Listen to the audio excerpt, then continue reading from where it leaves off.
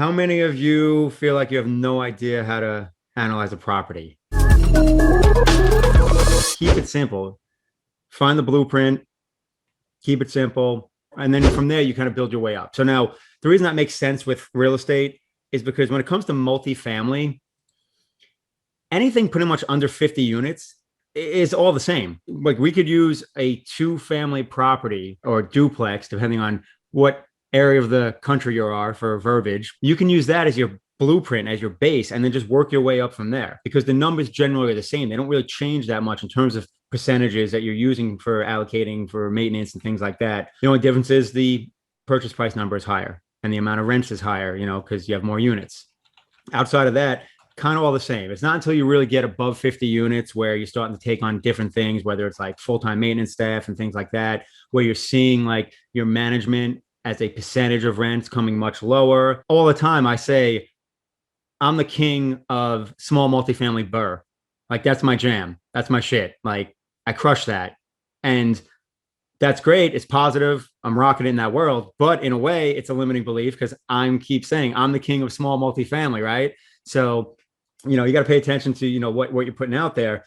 But the point is not much difference until you get, like I said, above like 50 units, 60 units. I had this further cemented when I was with Walter and Dorina and Mitch number one down in Miami, and successful experienced real estate investor, you guys know Garrison, thousands of units. And I told him, I'm like, dude, I'm crushing this like mid to small multifamily game. I'm like, what's the difference? Like, stepping up. And he just looked at me. He's like, it's the same. He's like, if you're already crushing small multifamily, he's like, you're good. The only difference is those tweaks in terms of, when you get to that point where you have like full-time staff, full-time leasing agents. Outside of that, it's pretty much still the same. So the reason I share this with you is because what we're going to do is we're going to go back to the basics. We're going to keep it simple. We're going to go straight fifth grader level, and we're going to do a basic example, using a property calculator on essentially like a 2-unit deal.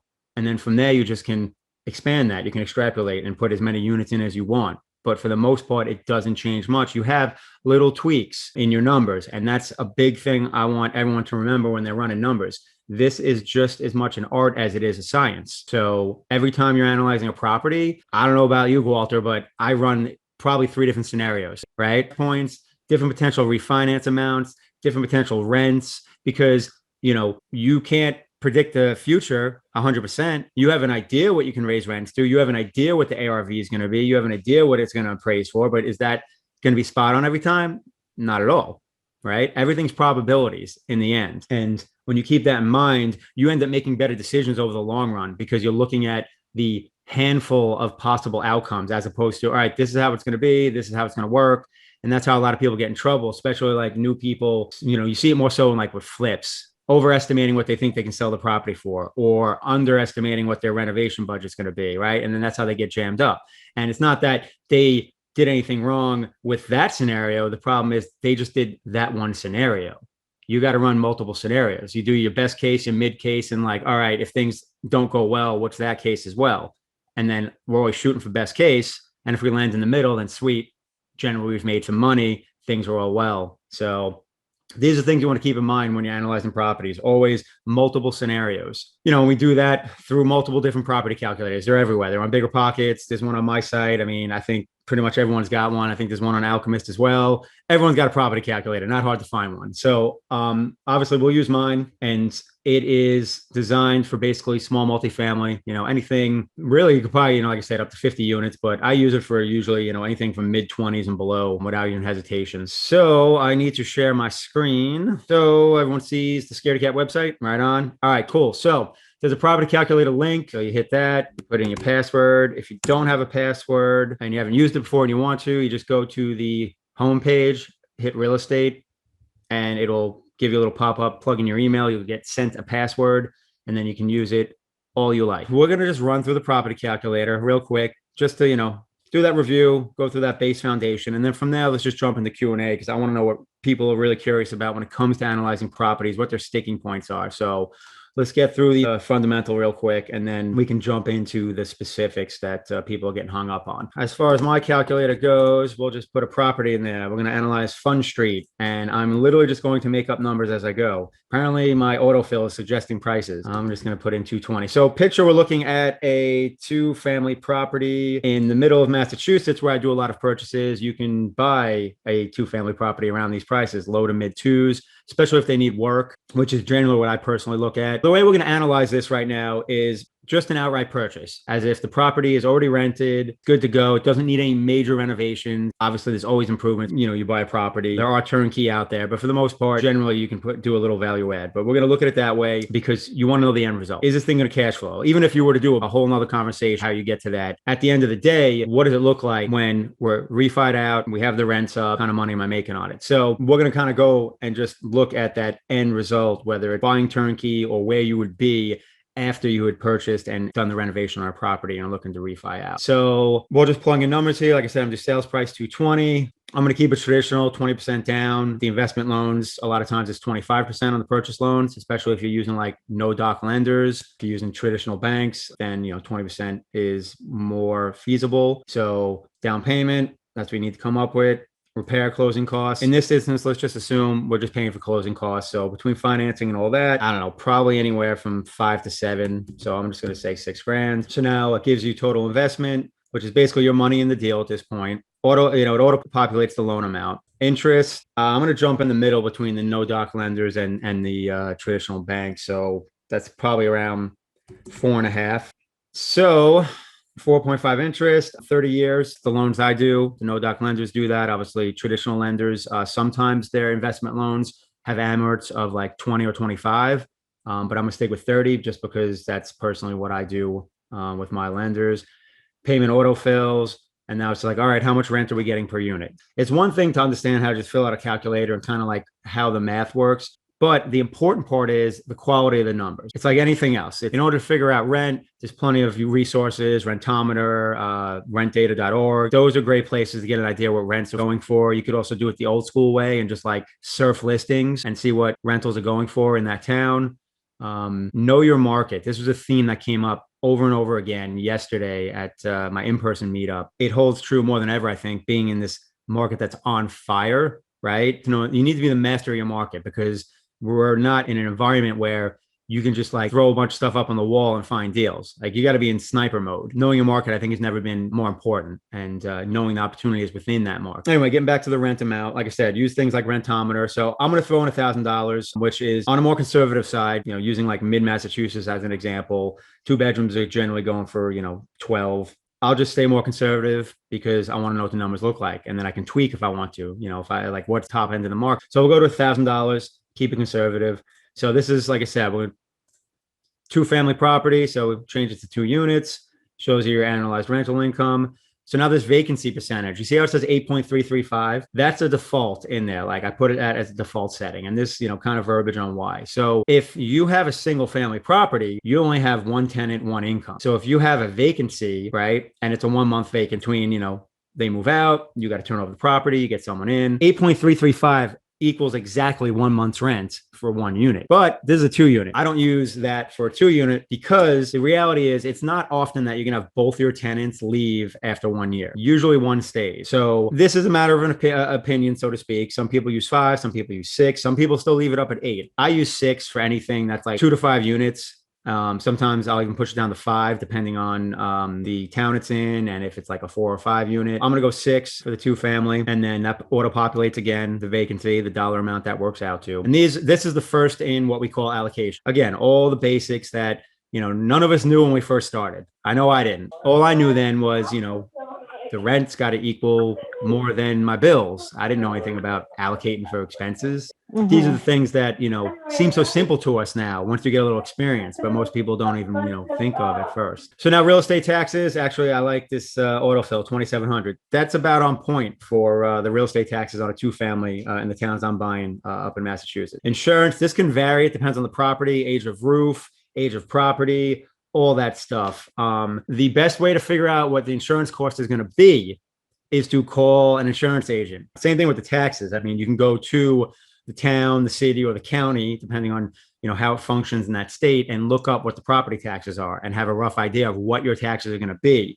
So these are the ways you can get a good idea of what these numbers are going to be. So use, that's all public information in terms of the real estate taxes. So look at the city appraiser's office. Those are ways really that you can dig into, the taxes to get a better quality number, because that's going to go to, the expense side of your equation and impact how much money you possibly cash flow. So as far as the insurance goes, I've gotten $1,000 insurance policy on these two families. So again, it matters on, what area, condition of the property and all that good stuff. But roundabout, I've been here with two families. Number goes up, more units you go. I have a 4 family that I think the insurance is 27. And then I have another one. I have a 3 that's 24 just because of the shape it's in and all that stuff and the town it's in. And then we get into management percentage. So are you going to self-manage? Are you going to pay for management? What I always suggest is putting in a management percentage, a management fee, even if you plan to self-manage, because one day you probably want to not manage your property. You want to have a portfolio, you want to have someone else manage it. So even if you're going to start self-managing, still run numbers with the management in there, see what it looks like, you know what I mean? And if it works, even with the management in there from day one,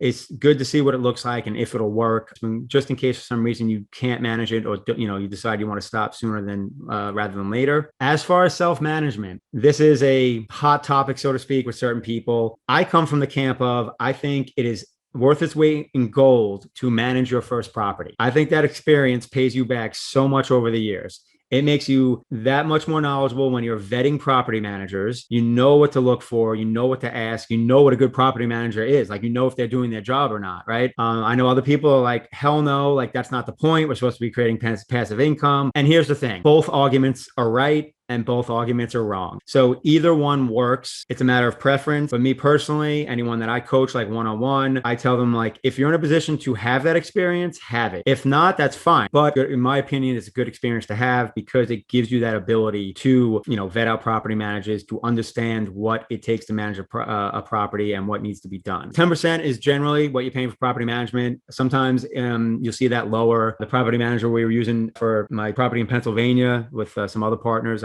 we're actually paying 7%. Just pay attention to that when you look at the property management. But standard is basically 10%. You can possibly get it cheaper, especially if you have numbers. As you build a portfolio, usually you can, negotiate better terms. But 10% is pretty standard, especially if you're just, talking about one property.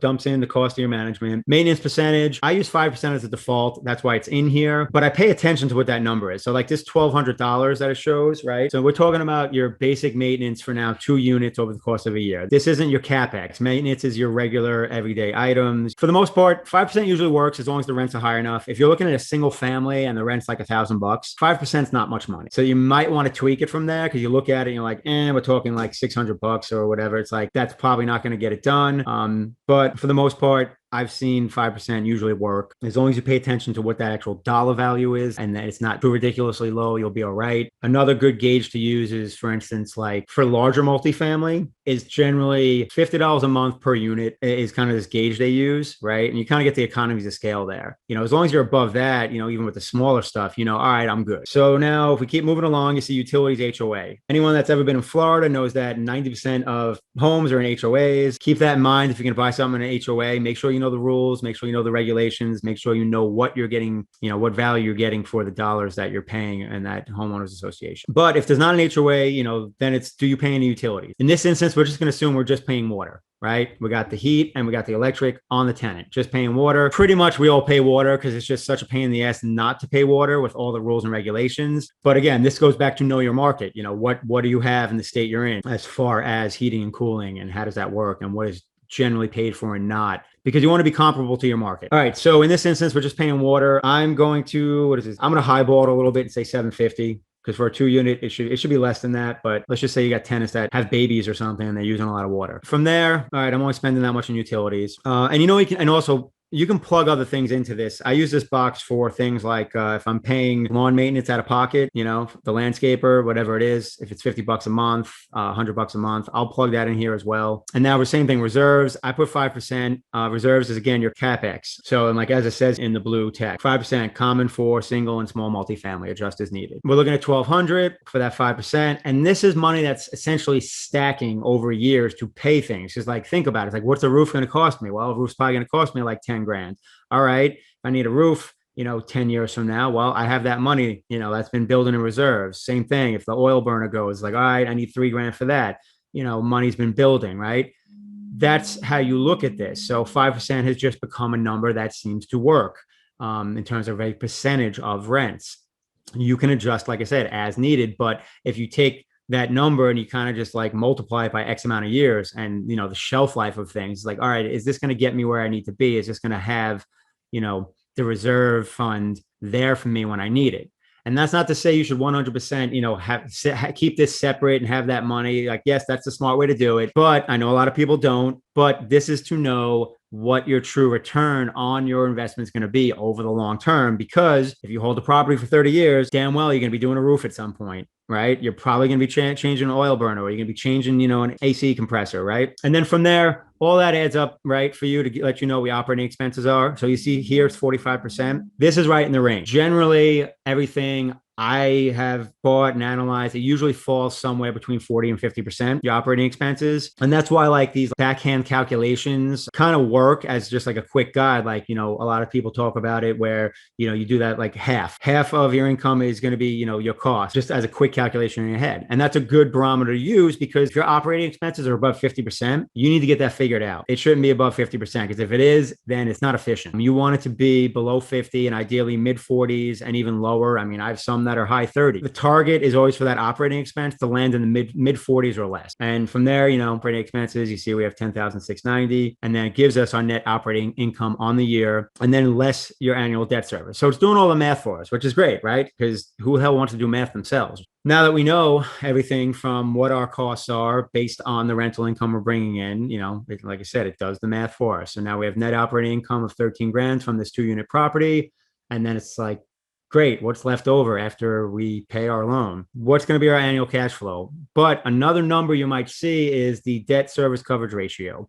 And the reason this is in here and it's important is because this is a number the banks look at. This is a number the lenders look at, whether it's a no-doc lender, whether it's a traditional bank. Basically, this is like right there, because they usually want, it depends on the lender, and it's really changed, especially with COVID. A lot of them tightened up and now they're loosening back up. So it was always around 1.2, 1.25. Then when COVID happened, everyone kind of tightened all up and it was 1.3. Everyone's kind of gone back to normal at this point. This is the thing I look at often, because in the end, like, a deal comes down to not only cash flow, but like, can I get the damn money for it? But the whole point is leverage other people's money, OPM, like just like it was said in Rich Dad Poor Dad 20 something years ago at this point. I see the debt service coverage ratio on this is right there. It's like 1.24, which is probably going to satisfy the bank for 2 reasons. One, that's pretty much their number. But 2 is that their underwriting is actually less strict. So that's just something I keep in mind. And if you kind of,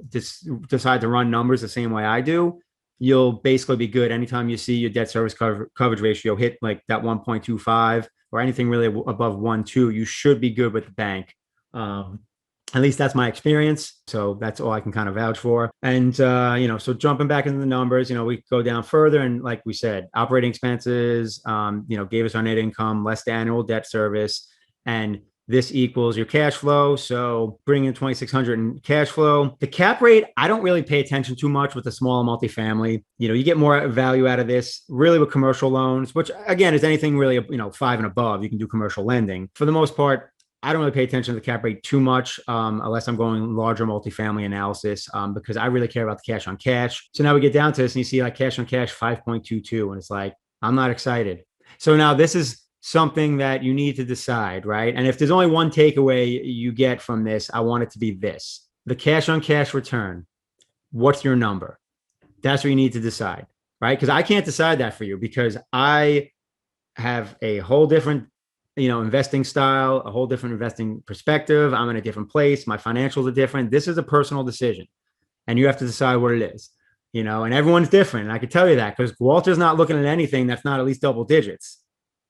Right. And me, I'll look at something that's like 8-9%, but it goes back to, and I've said this many times, if anyone's, heard me talk about it, is that I want to beat the stock market.